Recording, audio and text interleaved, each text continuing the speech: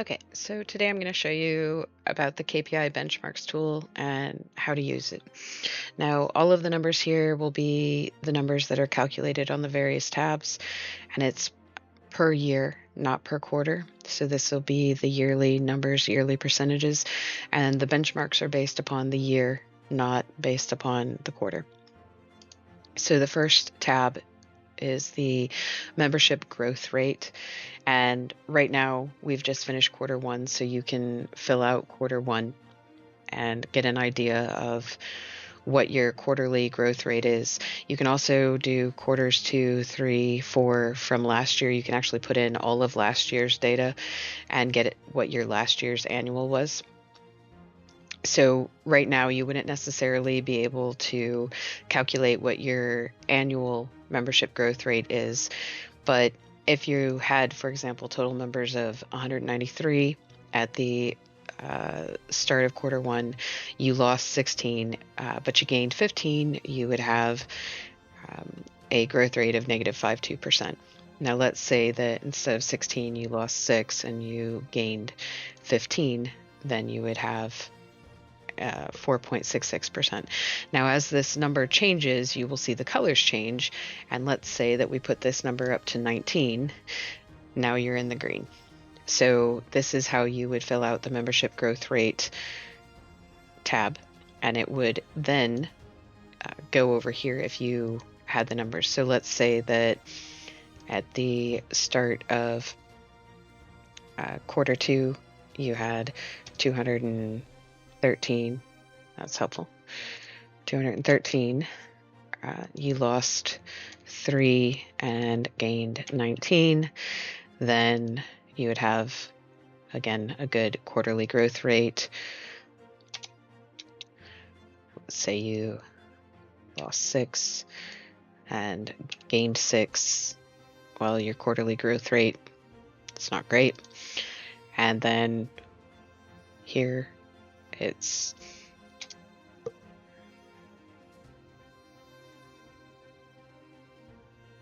whatever your numbers would be. Let's say this, but you gained 11. So your quarterly growth rates for Q3 and 4 are obviously not good, but your annual growth rate would be. And then that transfers over here. So what it does is it calculates how many members you started the year out with versus how many you have at the end of the year. And it also does the quarterly ones. Then you have one for class attendance rate, and you might want to duplicate all of this for the various classes that you have. But let's say that for your children's class, you have 180 enrolled and you have 165 regularly attending, then this would be your class attendance rate.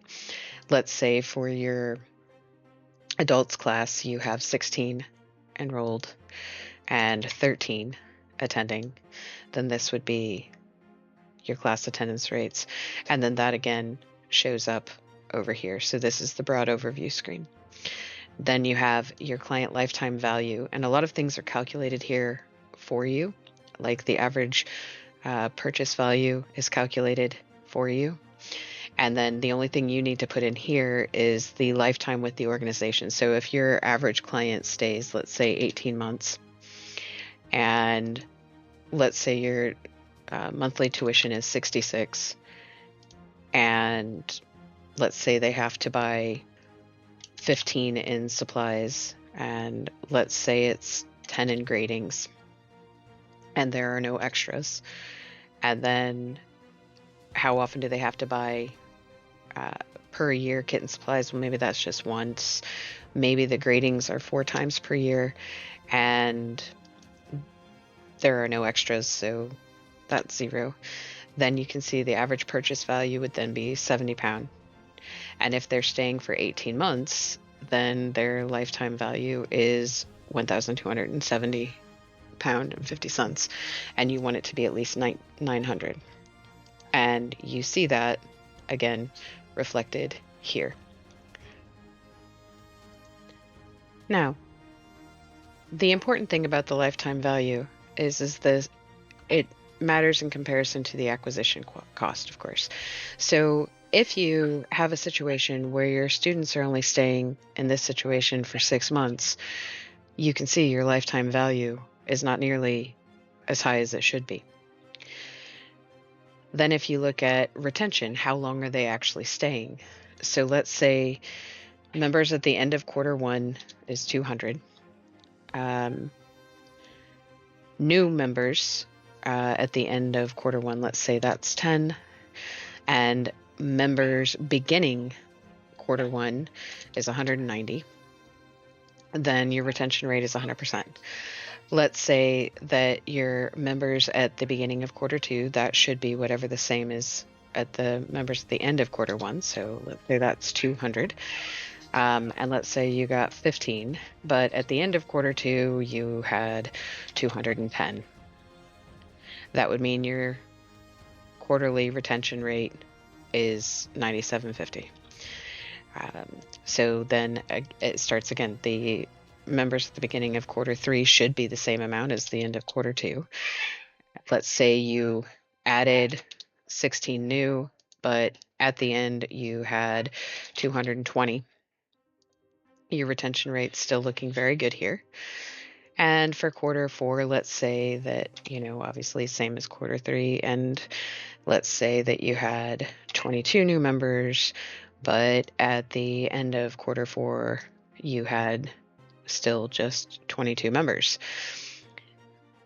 All of these numbers look really good, but you see your annual retention rate is 82.63, which is still good. Don't get me wrong. It's definitely above what you should have, but it's because you lost at the end of quarter four, you lost people that came from here or here or here. So then we move on to the client acquisition costs, and a lot of this is calculated for you. Let's say that your agency fees are $500 and your Facebook spend is give or take $600, and you don't have any Google ad spend, but let's say you have another $100 in miscellaneous spend. Let's say you have $65 in follow-up software spend, no staff spend, and random extra follow-up spend is $10. That would put your total marketing expense at $1,275, which is here. And if you got, so for example, from that, you got 15 new clients that month, the acquisition cost would be £85 per client. But if each client is only worth $423.50, it's not a good ratio. But if each client was worth, in this case with these costs, let's say $11.29, then 85 quid is really not so much. And then you have the Net Promoter Score, and this requires you getting feedback loops, and that'll be something that we go into in future, because if you have, for example, 150 people responded and 65 of them were satisfied, then your Net Promoter Score is quite low. And when you go to look at numbers here and you see that most things are in greens or purples, but you see something like this, it might be why retention rates are lower if they are lower. And if your instructor performance, for example, rates low, that might also be why your Net Promoter Score is lower or why your retention rate is lower.